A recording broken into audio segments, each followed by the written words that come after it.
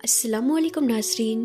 प्यारे नाज़रीन, इंसानों के इतिहास का सबसे बड़ा सफ़र 7 आसमानों का सफ़र अल इसरा वल मिराज, ये सबसे बड़ा और ख़ूबसूरत सफ़र यानी मिराज का वाक़या कब हुआ, इसके बारे में मुफ्ती अहमद यार ख़ान नईमी रहमतुल्लाह अलैह फरमाते हैं, मिराज का वाक़या ऐलान नबूवत के 11वें साल यानी मक्का छोड़ने से 2 साल पहले अपनी चचेरी बहन उम्मे हानी के घर से 27वीं रजब सोमवार की रात को हुआ।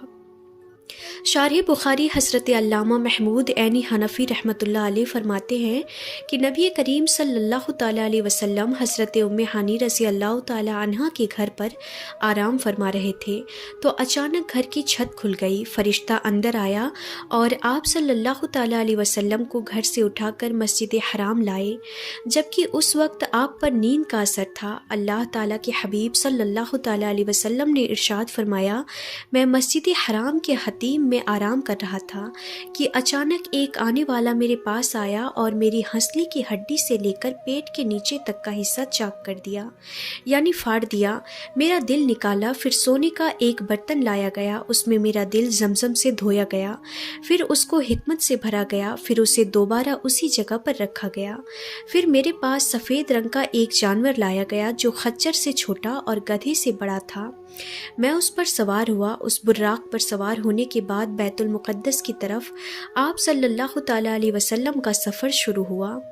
इस बीच आप सल्लल्लाहु ताला अलैहि वसल्लम ने कई जगहों पर नमाज अदा की और बहुत सारी चीज़ों को देखा। उनमें से कुछ के बारे में बताया जाता है कि आप सल्लल्लाहु ताला अलैहि वसल्लम ने बैतुल मुक़द्दस की तरफ जाते हुए सफ़र के बीच 3 जगहों पर नमाजें पढ़ी। चुनांचे आप सल्लल्लाहु ताला अलैहि वसल्लम इरशाद फरमाते हैं कि सफ़र के दौरान एक जगह पर हज़रत जिब्रील अलैहिस्सलाम ने कहा, उतरिए और नमाज़ पढ़ लीजिए। मैंने उतरकर नमाज़ पढ़ी। फिर कहा, क्या आपको मालूम है कि आपने किस जगह पर नमाज़ पढ़ी है? फिर कहने लगे, आपने यसरब में नमाज़ पढ़ी है और हिजरत यानी मक्का छोड़कर आप इसी जगह आएंगे और इस जगह का नाम यसरब से मदीना हो जाएगा। फिर एक और जगह पर कहा कि उतर कर नमाज़ पढ़ लीजिए। मैंने उतर कर नमाज़ पढ़ ली। हज़रत जिब्रील अलैहिस्सलाम ने कहा, मालूम है कि आपने कहाँ नमाज़ पढ़ी है? फिर कहने लगे, आपने तूरे सीना पर नमाज़ पढ़ी है जहाँ हज़रत मूसा अलैहिस्सलाम अल्लाह ताला से बातें किया करते थे।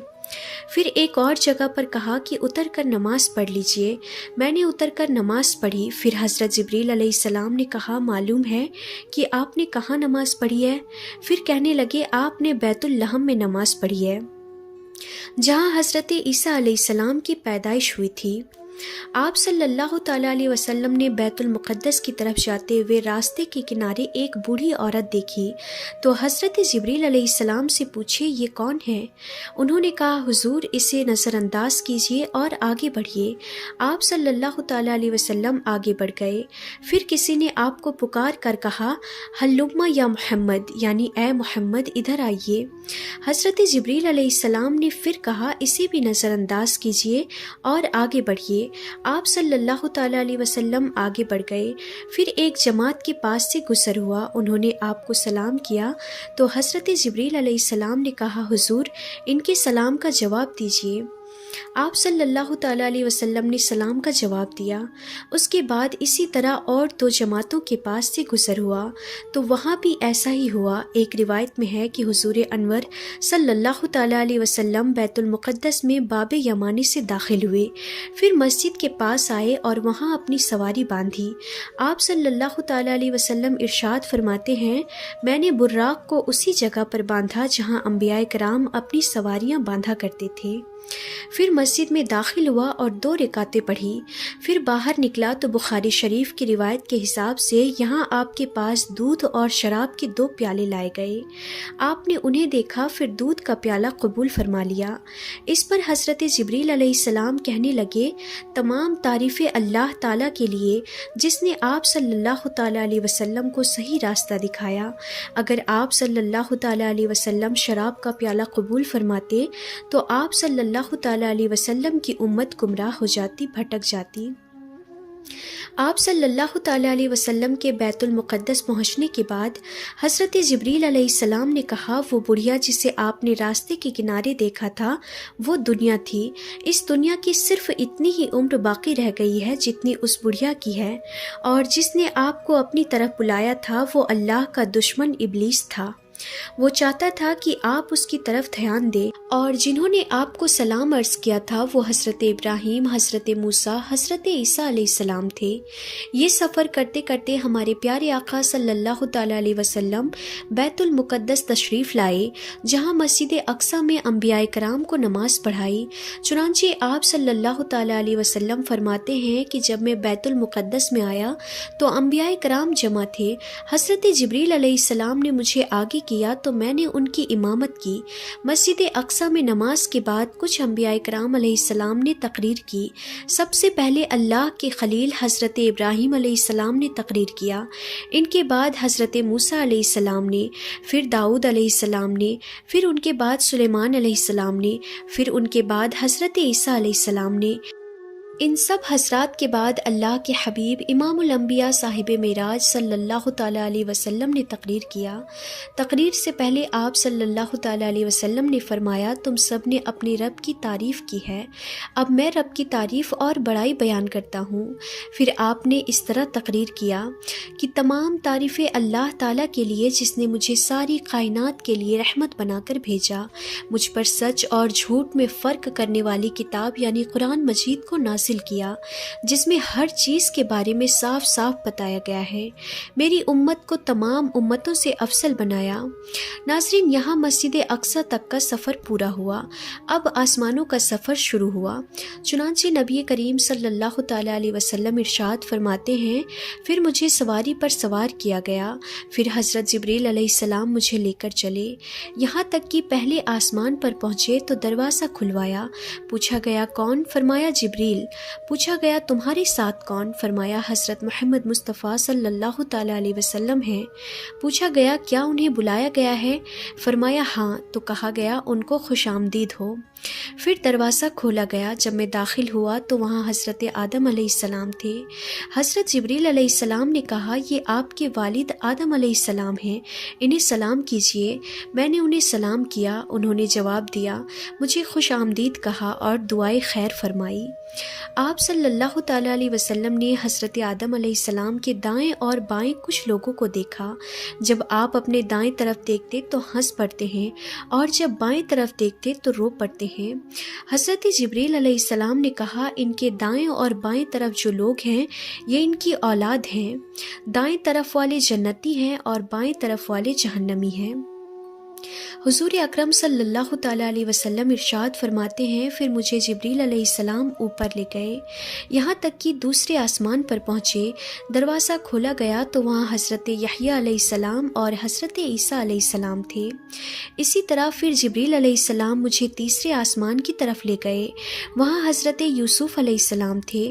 پھر آپ چوتھے آسمان پر پہنچے تو وہاں حضرت ادریس علیہ السلام سے ملاقات ہوئی۔ پھر آپ پانچویں آسمان پر تشریف لے گئے، وہاں حضرت ہارون علیہ السلام سے ملاقات ہوئی۔ پھر آپ چھٹے آسمان پر تشریف لے گئے تو وہاں حضرت موسیٰ علیہ السلام سے ملاقات ہوئی۔ پھر آپ ساتویں آسمان پر تشریف لے گئے تو آپ نے حضرت ابراہیم علیہ السلام سے ملاقات کی۔ اس طرح سبوں کو آپ سلام کرتے گئے اور ان سب نے جواب دیا اور آپ کو دعائیں دی، اور ساتویں آسمان پر آپ نے بیت المعمور کا طواف بھی کیا۔ آسمانوں کے بعد آگے کا سفر شروع ہوا۔ اس بارے میں پیارے آقا صلی اللہ تعالیٰ علیہ وسلم ارشاد فرماتے ہیں، پھر میں سدرۃ المنتہا تک پہنچا۔ سدرۃ المنتہا بیری کا ایک نورانی درخت ہے، اس کے پھل مٹکوں کی طرح اور پتے ہاتھی کے کانوں کی طرح تھے۔ جبریل علیہ السلام نے کہا، یہ سدرۃ المنتہا ہے۔ وہاں 4 نہریں تھیں، 2 نہریں چھپی ہوئی تھیں اور 2 نہریں ظاہر تھیں۔ میں نے پوچھا، اے جبریل یہ کیا ہے؟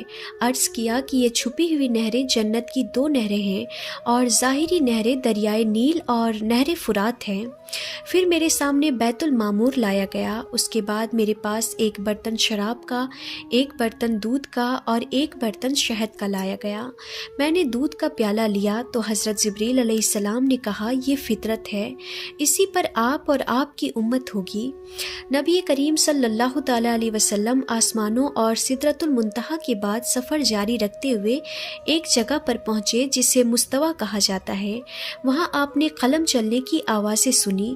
اس کے بعد آپ براق پر سوار ہوئے تو اس پردے کے پاس آئے جو اللہ تعالیٰ کے قرب خاص میں ہے۔ اچانک اس پردے سے ایک فرشتہ نکلا۔ رسول کریم صلی اللہ تعالیٰ علیہ وسلم نے حضرت جبریل علیہ السلام سے پوچھا یہ کون ہے؟ حضرت جبریل علیہ السلام نے کہا اس ذات کی قسم جس کے قبضے میں میری جان ہے، اس سے پہلے میں نے اس کو نہیں دیکھا تھا۔ یوں اس طرح آپ صلی اللہ تعالیٰ علیہ وسلم سفر کو جاری رکھتے ہوئے ایک جگہ سے دوسری جگہ تک، ایک پردے سے دوسرے پردے تک گئے، یہاں تک کہ ایک ایسی جگہ پر پہنچے جہاں حضرت جبریل علیہ السلام رک گئے۔ آپ صلی اللہ تعالیٰ علیہ وسلم نے فرمایا اے جبریل مجھ سے الگ نہ ہو۔ عرض کیا میرے آقا ہماری پہنچ بس یہیں تک ہے، میں اگر ایک بال برابر بھی آگے جاؤں گا تو جل جاؤں گا۔ اس رات تو میں آپ کے ساتھ ہونے کی وجہ سے یہاں تک پہنچا ہوں، ورنہ میرا آخری ٹھکانہ سدرۃ المنتہا ہے۔ حضرت جبریل علیہ السلام نے خود ہی فرمایا تھا کہ میرا آخری ٹھکانہ سدرۃ المنتہا ہے، لیکن شب معراج نبی کریم صلی اللہ تعالیٰ علیہ وسلم کے صدقے انہیں سدرۃ المنتہا سے آگے بڑھ جانے کی اجازت مل گئی۔ حضرت جبریل علیہ السلام کے رکنے کے بعد آپ نبی کریم صلی اللہ تعالیٰ علیہ وسلم اکیلے چلے۔ آپ اندھیرے والے پردوں سے گزرتے گئے، یہاں تک کہ 70,000 اتنے موٹے پردوں سے بھی گزر گئے، جن میں سے ہر ایک کی لمبائی 500 سال کے سفر کے برابر تھا اور ہر پردے کے بیچ 500 سال کی دوری تھی۔ تو ایک جگہ پر براق رک گیا، وہاں آپ صلی اللہ تعالیٰ علیہ وسلم نے رفرف نامی ایک ہرا خیمہ دیکھا جس کی روشنی سورج کی روشنی سے بھی زیادہ تھی۔ آپ اس خیمے پر چڑھے اور اس کے ذریعے عرش تک پہنچے۔ اس کے بعد آپ صلی اللہ تعالیٰ علیہ وسلم اللہ کے اور قریب پہنچے۔ آپ سے فرمایا گیا میرے قریب ہو جائیے، میرے قریب ہو جائیے، یہاں تک کہ 1000 مرتبہ فرمایا گیا۔ پھر آپ صلی اللہ تعالیٰ علیہ وسلم ہر بار پکارے جانے پر آگے بڑھتے گئے، یہاں تک کہ دنا کی جگہ پر پہنچے، پھر اور آگے بڑھتے گئے اور فتح دلہ تک پہنچے، پھر اور آگے بڑھتے گئے، یہاں تک کہ اپنی منزل کعبہ قوسین اور ادنیٰ تک پہنچے۔ جیسا کہ اللہ پاک نے قرآن پاک میں ارشاد فرمایا پھر آپ صلی اللہ تعالیٰ علیہ وسلم اپنے رب کے قریب ہوئے۔ یہ قرب مقام و مرتبے کے اعتبار سے تھا، نہ کہ مکان کے اعتبار سے، کیونکہ اللہ پاک مکان سے پاک ہے۔ اب آپ لامکاں پہنچے جہاں صرف خدا کی ذات تھی اور اس کے حبیب تھے۔ جو قرآن و حدیث میں آیا ہے اس پر ہمارا ایمان ہے، ہمیں اور زیادہ سوچنے اور عقل دوڑانے کی ضرورت نہیں۔ اس کے بعد آپ صلی اللہ تعالیٰ علیہ وسلم نے اللہ تعالیٰ کو سجدہ کیا، کیونکہ اس مرتبے کو آپ نے اللہ تعالیٰ کی فرما برداری کے ذریعے حاصل کیا۔ سجدے میں خاص قرب ملتا ہے، جیسا کہ نبی کریم صلی اللہ تعالیٰ علیہ وسلم نے فرمایا کہ اپنے رب کے زیادہ قریب وہ بندہ ہوتا ہے جو سجدہ کرتا ہے۔ اللہ تعالیٰ نے اپنے محبوب کو ہر دن رات میں 50 نمازوں کا تحفہ بھی عطا فرمایا۔ واپس ہوتے ہوئے جب آپ صلی اللہ تعالیٰ علیہ وسلم حضرت موسیٰ علیہ السلام کے پاس پہنچے تو وہ پوچھنے لگے کہ آپ صلی اللہ تعالیٰ علیہ وسلم کے رب نے آپ صلی اللہ تعالیٰ علیہ وسلم کی امت پر کیا فرض فرمایا؟ ارشاد فرمایا 50 نمازیں۔ اس پر حضرت موسیٰ علیہ السلام نے کہا واپس اپنے رب کے پاس جائیے اور اسے کم کرنے کو کہیے، کیونکہ آپ صلی اللہ تعالیٰ علیہ وسلم کی امت سے یہ نہیں ہو سکے گا۔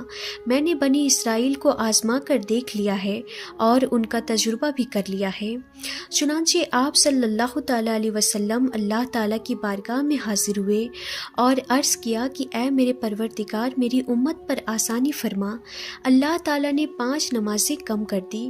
اس پر آپ کئی بار حضرت موسیٰ علیہ السلام کے پاس آتے، پھر رب کے پاس جاتے اور اس طرح 50 وقت کی نمازوں کو کم کرتے کرتے 5 وقت کی نماز رہ گئی۔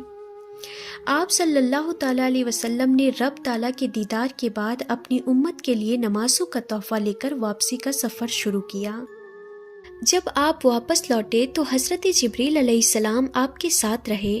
چنانچہ حضرت جبریل علیہ السلام نے عرض کیا، یا رسول اللہ، بے شک آپ اللہ کی مخلوق میں سب سے بہتر اور اس کے چنے ہوئے ہیں۔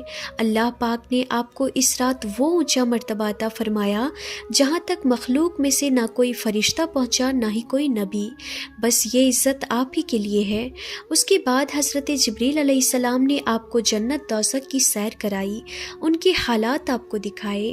آپ نے جنت میں جن چیزوں کو دیکھا ان میں حوریں، محلات، جنتی غلام، خادم، چھوٹے بچے، درخت، پھل، کلیاں، نہریں، باغیچے، پھول، حوض، کمرے اور گیلریاں وغیرہ، اور جہنم میں جو دیکھا وہ جنزیریں، ہتکڑیاں یا توق، بیڑیاں، سانپ، بچھو، گدھے کے رینگنے کی طرح کی آوازیں، کھولتا پانی، جلتے دھوئیں وغیرہ۔